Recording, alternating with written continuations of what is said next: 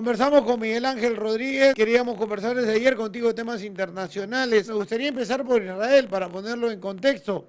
Desde hace unos días se ha empezado un bombardeo indiscriminado por parte de Israel hacia Palestina, hacia puntos objetivos de Hamas, por lo que tenemos entendido. En estas circunstancias, ¿cómo ves la situación? ¿Cómo está la situación ahí? Muy buenos días, Fernando, y contigo a todos los amigos de Radio Uno, de Tacna y de toda la patria. Pues fíjate, Fernando, efectivamente, en las últimas horas, lo que más está llamando la atención de la comunidad internacional son los bombardeos por parte de Israel sobre la franja de Gaza, incluso en las últimas horas, como sabes, hasta algunos medios de comunicación internacional, Al Jazeera, sus instalaciones han sido dañadas. Antes también otros lugares importantes, la franja de Gaza tiene una altísima densidad poblacional de árabes palestinos, y entonces por eso hay ya a la fecha más de 200 muertos palestinos y solamente 14 o 15 judíos israelíes. Entonces, lo que más y mejor tiene como arma letal Israel es evidentemente su artillería, lanzamiento de misiles, realmente de una alta dosificación tecnológica, y al mismo tiempo un escudo protector que puede captar y rechazar los que vengan por parte de Hamas. Dos tecnologías realmente diferentes. Hemos dicho siempre que los misiles, los lanzamientos recíprocos hacen mucho daño a la estabilidad, no contribuyen a nada, porque eso se llama realmente el momentum de la violencia, el terror, y esto se está produciendo en una expresión de la poca posibilidad de diálogo. Todavía no hay las actuaciones que se quisieran.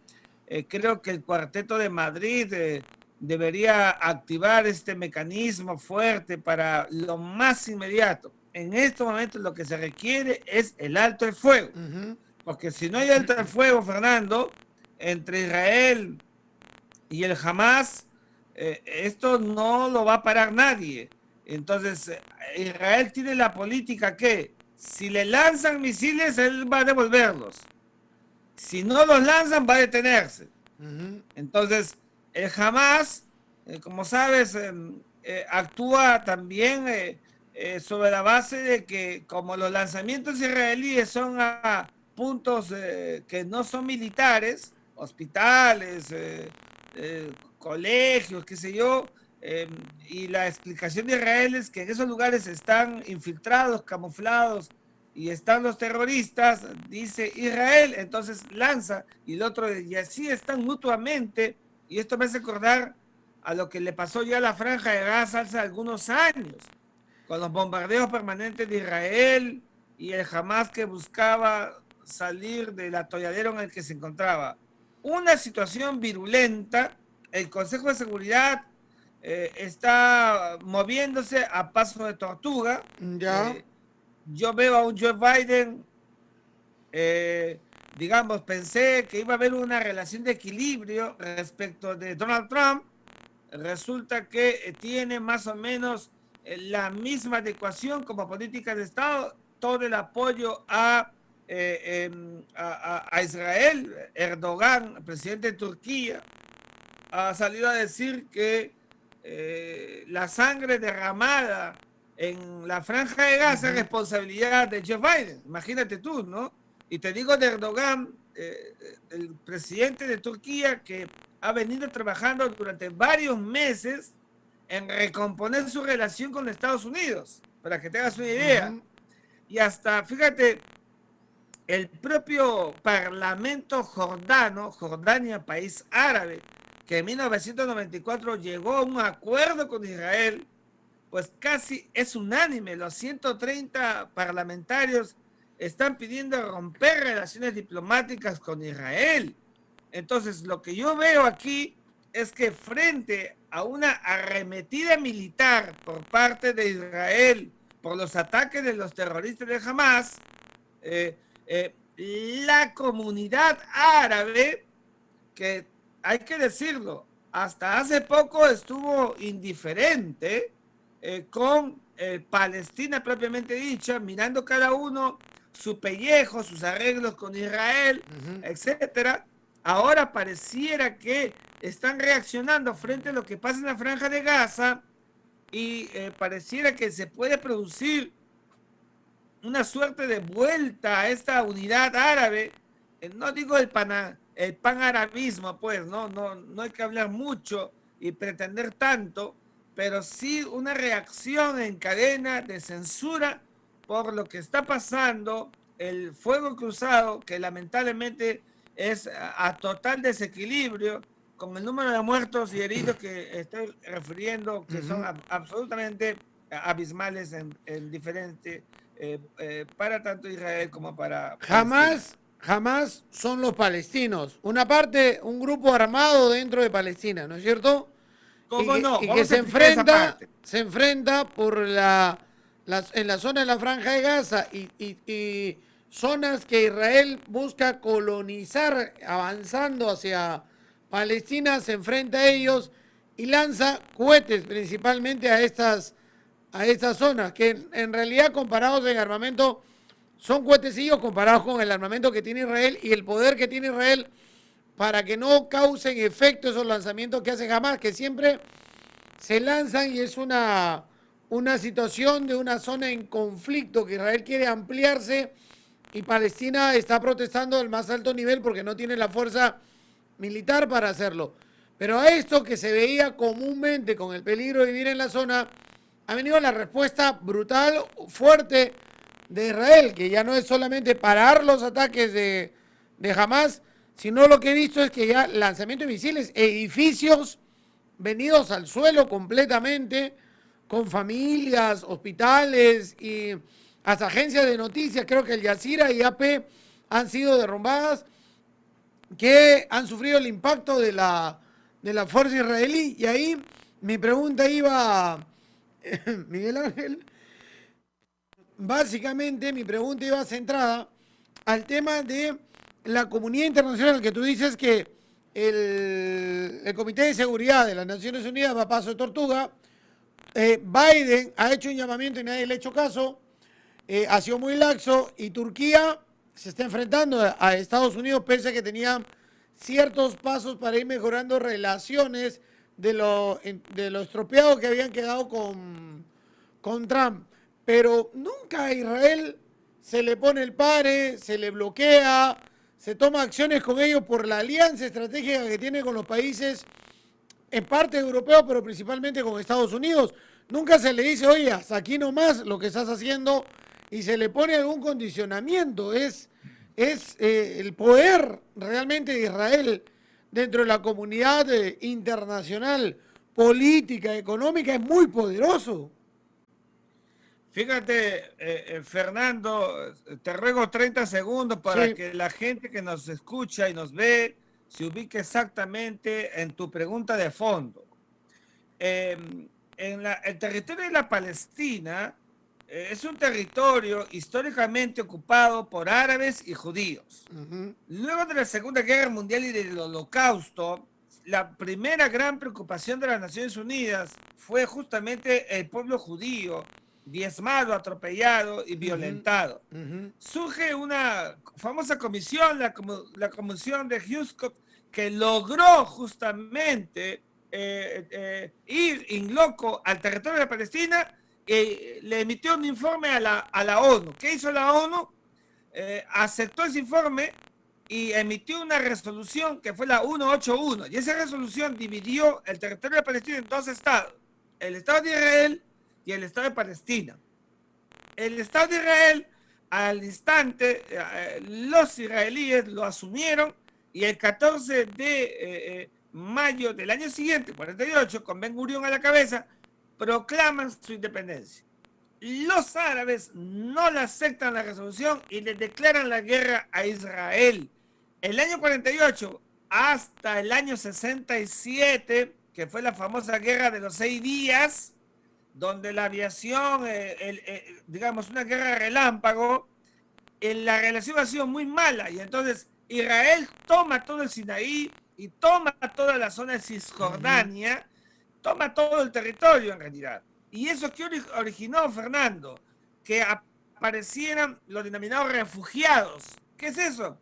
Los palestinos fueron expulsados de sus territorios, los sacan, y así es, y produce el fenómeno de los palestinos refugiados que van a otros países, y esos territorios que iban siendo ocupados por los judíos llamados los colonos, los asentamientos judíos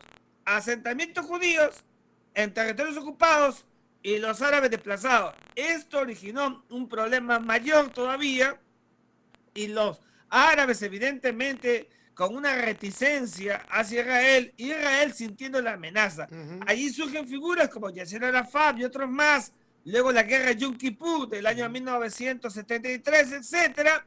Se inician más fuertes las acciones terroristas, hay que decirlo, por parte de Palestina en los brazos armados, Hamas, Al-Fatah y la Yihad Islámica. Que son los grupos más radicales que tenían los palestinos, porque Arafat dirigía la OLP, ¿no? La Organización para la Liberación de Palestina en su momento, luego convertida con los años en la Autoridad Nacional Palestina, y luego convertida en el Estado de Palestina, que Israel ni Estados Unidos reconocen, por supuesto. Claro, pero entonces, al llegar a conformar eso fue muy importante, y ahí debieron llegar a acuerdos, pero al no llegar a acuerdos posteriores, los radicales son los que más se posicionan. Ahí quiero llegar, Fernando. Estoy saltándome Camp David de 1978. Claro, ¿no? Sí. Pero el otro momento importante fue 1993, con Bill Clinton en el medio, y Isaac Rabin y Yasser Arafat llegan a una etapa importantísima de los acuerdos que iban a darle a la posibilidad a que se abra campo entre Israel y Palestina, el verdadero sueño. 2 años más tarde lo matan a Isaac Rabin, un sionista radical, un ortodoxo, o sea, un judío, lo mata a Isaac Rabin, y tiempo después, 2004, muere Yasser Arafat. Algunos incluso dijeron que lo habían envenenado, te acordarás, a Yasser Arafat. Muertos los dos, surgen figuras como Ariel Sharon en su momento y Benjamín Netanyahu por el lado de Israel, y por el lado de Palestina Abu Mazen, el presidente de Palestina.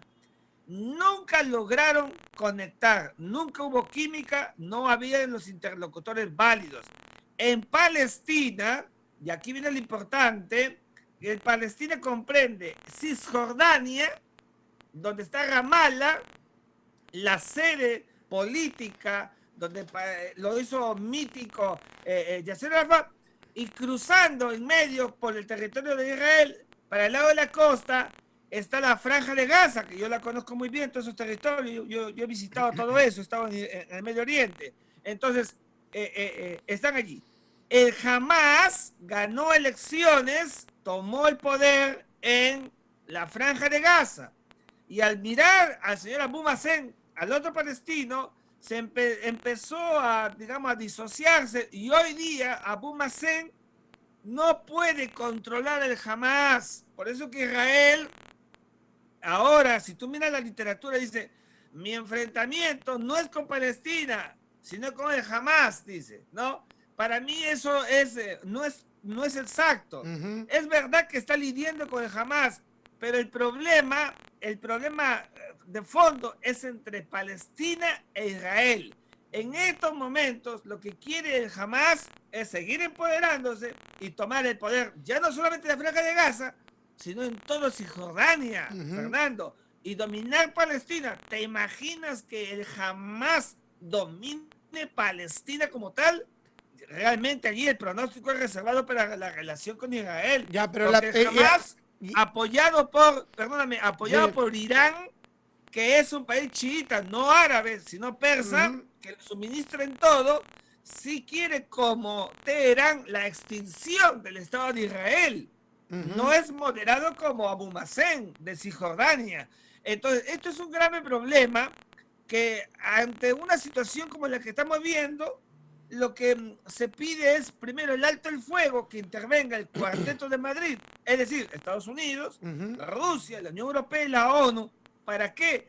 Primero, apagar el fuego, alto el fuego, y segundo, ya es tiempo de que, así como Estados Unidos de América apoya estratégicamente a Israel, que es su enclave geopolítico en el Medio Oriente por el tema del petróleo, legítimo para mí, desde la teoría de la relación internacional, es legítimo, ¿ya? Y así como la apoya, y ha logrado que Israel mejore sus relaciones, y también Estados Unidos con países árabes, como Marruecos, que me parece excelente, muy bien, con Emiratos, que me parece muy bien, con Sudán, y así sucesivamente, con Bahrein, y así sucesivamente, también lo tienen que hacer pues con el tema de fondo y sensible de Palestina, por varias razones. Primero, por lo que estamos diciendo, que es el asunto de fondo de los territorios ocupados y de la tranquilidad que necesita Israel para no estar psicoseado siempre con los terroristas. Y segundo, por Jerusalén, donde están el epicentro de las tres más grandes religiones monoteístas de la historia de la humanidad. Entonces, este tema se está arreglando todo y el tema más importante todavía no. Entonces yo creo que es un llamado de atención de la comunidad internacional, primero para forjar una inmediata detención del fuego, porque mira, yo escucho siempre que dicen, este es un problema milenario que nunca va a acabar. No, no es milenario, por favor, no es milenario. Isaac e Ismael son los hijos de Abraham y los dos formaron al mundo árabe, al mundo judío y al mundo árabe respectivamente. Y entonces los dos han estado allí, el territorio le pertenece a los dos. Uno no puede decir que no lo es. Mira, Jesús de Nazaret era judío y nació en Belén, y hoy día Belén es parte de Palestina. ¿Qué te parece? Entonces, yo lo que creo es que tienen que ponerse de acuerdo para tener fronteras definidas, delimitadas, pero con racionalidad, y que la comunidad internacional puede contribuir, porque no es posible que siga habiendo fuego como el que está habiendo hasta ahora. Mira, cuando yo estaba en Israel, yo he visto, he escuchado ahí, cuando estábamos en ruta, una bombita a un refugio. Israel tiene todo el derecho de defenderse frente a un ataque, y yo siempre lo he dicho, tengo mucho aprecio por Palestina. Sí, pero la proporción del ataque, Miguel Ángel. Indudablemente que es desproporcionado. ¿Cómo no? Ya, ahí quiero ir, porque si todo es, y esto puede llevar a que jamás que recibe los ataques y lo recibe la población civil, ¿no es cierto? Ellos están, incluso se conoce que tienen subterráneos, túneles y todo para protegerse, hangares y todo lo demás. Si se sabe que esto favorece a Hamas, ¿por qué Netanyahu continúa con esto? No, lo que pasa es que Netanyahu, yo creo que todo esto que está pasando, a él le ha servido de plataforma para su empoderamiento. Mira, Netanyahu perdió elecciones, no pudo formar gobierno, acuérdate. Exacto, sí. Y ya prácticamente le tocaba a su opositor y él se tenía que ir. Mira, ha venido todo esto y ahora ¿quién quiere que se vaya Benjamín Netanyahu? Nadie. Se ha empoderado. O sea, no puedo cambiar de gobierno porque está en una guerra en ese momento. Correcto. Entonces, por esa razón, y a él, ¿qué necesita? Empoderarse. ¿Y cómo se empodera un halcón? Porque él es un halcón. Él no es Simón Pérez, una paloma en la política israelí. Y es un halcón. Benjamín Netanyahu lanzando más misiles y la gente siente seguridad. Porque si hay un tema en el imaginario de los israelíes, a mí me parece muy legítimo. Es su seguridad. Tú caminas por Israel, yo estaba en plena intifada, no sabes si estás al costado con una persona linda, árabe, o está un terrorista. Y entonces tienen derecho a cuidarse, a protegerse. A mí me parece eso realmente un acto legítimo, pero también es evidente de que Israel, que tiene toda una tecnología de punta, todo el mundo va a Israel a estudiar armas, conflictos, por eso me fui a estudiar Israel, Fernando. Entonces, es el epicentro de la seguridad planetaria. Entonces es evidente que es un país de primer mundo y no se puede comparar ni logísticamente, ni en desarrollo, ni en nada con Palestina, un país lindo también, pero con enormes falencias, subdesarrollo todavía, por las circunstancias históricas y las que ha venido aconteciendo, que ya podríamos hablar también de eso en otro momento, pero digamos, ese es el tema de fondo y yo creo que entonces no es un problema milenario ni tampoco es un problema religioso.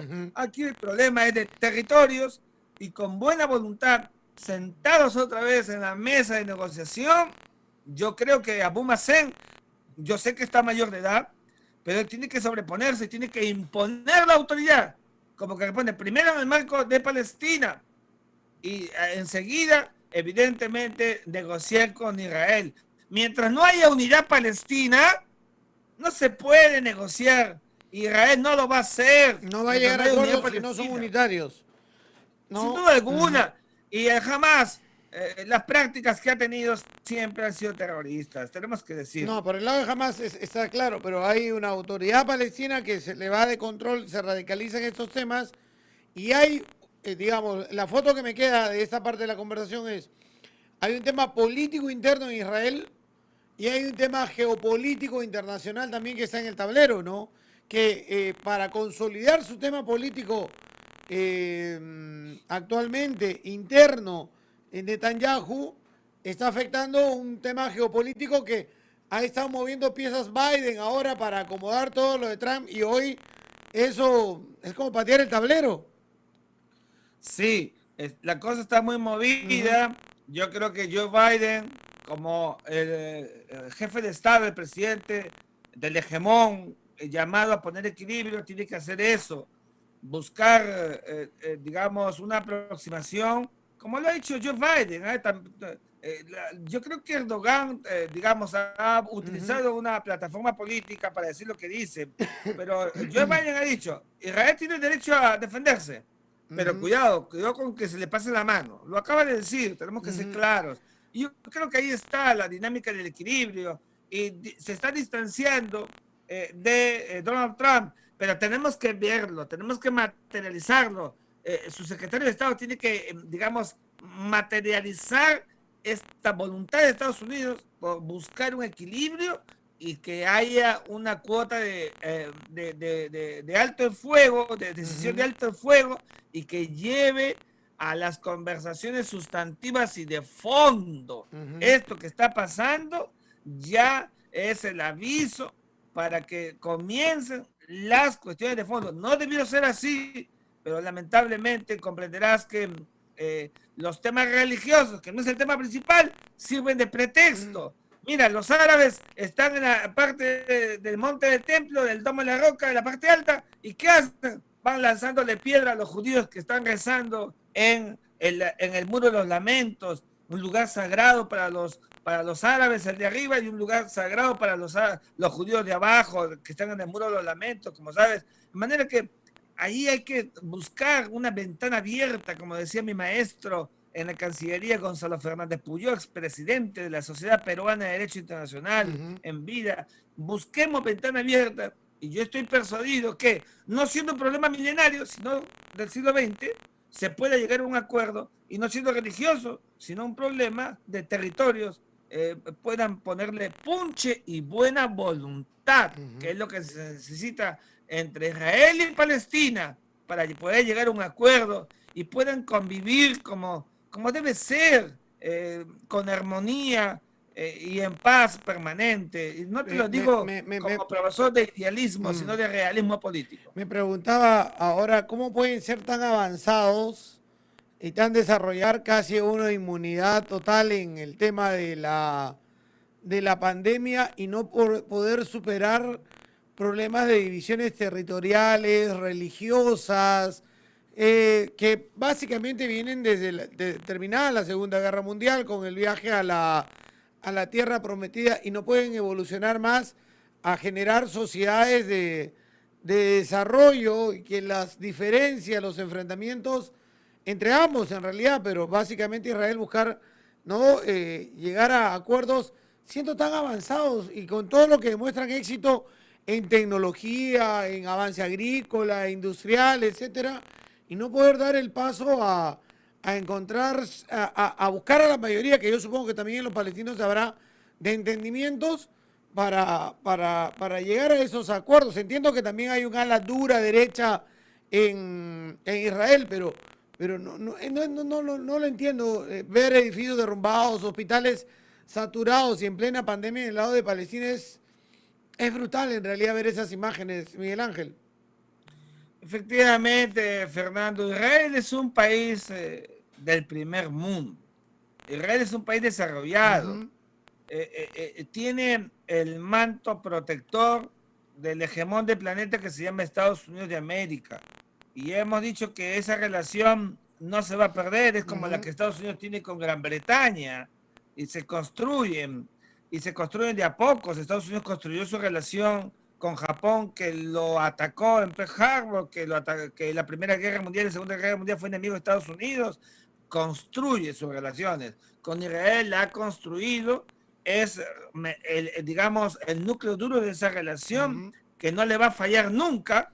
Los países árabes con los que Estados Unidos tiene buenas alianzas, por ejemplo, con Egipto, después de la muerte de Anwar el-Sadat, ya había alianza y la afianzó con el proceso que vino más adelante con Hosni Mubarak, con Jordania, con el rey de Jordania, con Arabia Saudita. Arabia ujú, Saudita, imagínate la buena relación que tiene. Estados Unidos construye su relación y eso está muy bien. Y no lo ha podido hacer con Irán, ha intentado, no se ha podido. Con Qatar están en ese proceso todavía. Yemen es un país el más pobre que está en la parte más austral de la península, complejísimo, primero hay que reconstruirlo. Y entonces Israel, que tiene el mayor poder militar, que lo ejemplificó hace 30 años, 40 años con la guerra de los 6 días, es Israel que convive con la amenaza permanente, como bien dices, logra superar la pandemia, pero todavía no logra ese encaje total y producto de que también solamente piensa en sí mismo. Y ahí está el tema. Israel tiene que abrir el abanico como corresponde para tener las mejores relaciones con ujú. cada uno de los países árabes. Todos son importantes y pareciera que se ha estado viendo que solamente son importantes aquellos con los que ha ido queriendo y se ha ido dejando a Palestina al final. Ujú, Y, y eso ha generado también un mayor resentimiento y por eso es que a mi juicio han habido todas estas cuestiones presentadas que hemos visto en los últimos días, las ujú. últimas horas y el tema religioso como pretexto. Mira, si algunos me contaban, Miguel Ángel, ¿has visto este tema? Míralo de la otra óptica. ¿Cuál? Claro, fue hecho, ¿verdad? En el último día de la fiesta del Ramadán judío, perdón, árabe, el último día de Ramadán árabe, que es la fiesta más importante de los árabes, y era el día de la celebración judía, el día de la bandera. Imagínate tú, ¿no? Ujú, Entonces, una fecha muy sensible, se prendió otra vez el problema, como la visita que hizo Ariel Sharon al Monte del Templo en el 2002, que provocó la segunda intifada en el Medio Oriente. Entonces, con resultados que ya tú has visto, ¿no? Esto que ha producido que Benjamín Netanyahu continúe en el poder. ujú, ¿Te das cuenta, no? ujú. Nadie sabe para quién trabaja o seguramente en las visiones más, digamos, macabras, deliberadamente preparado para mantener a Benjamín Netanyahu en el poder. Mira, hay de todo hay en la mesa para interpretar. Lo cierto y lo de fondo es que Israel necesita paz, tranquilidad, y los árabes necesitan sus territorios. Y para llegar a ese consenso, a esa unidad de criterio, tienen que sentarse a la mesa. Ujú, Y para que haya delimitaciones realmente realistas, el territorio de los palestinos está diseminado, eso no puede ser. Hay que buscarle una unidad geopolítica compacta. Y eso debe significar la elevación de Israel, como también tiene derecho Israel, de que no pues, puede estar permanentemente con el temor de un ataque terrorista, un coche bomba, una explosión, así no pueden vivir. Entonces, cada uno tiene sus pretensiones, cada uno tiene sus necesidades. Bueno, pues hay que sentarse finalmente para lograr lo que hasta ahora solamente han sido intentos a lo largo del siglo XX, lo que va del XXI. Perfecto.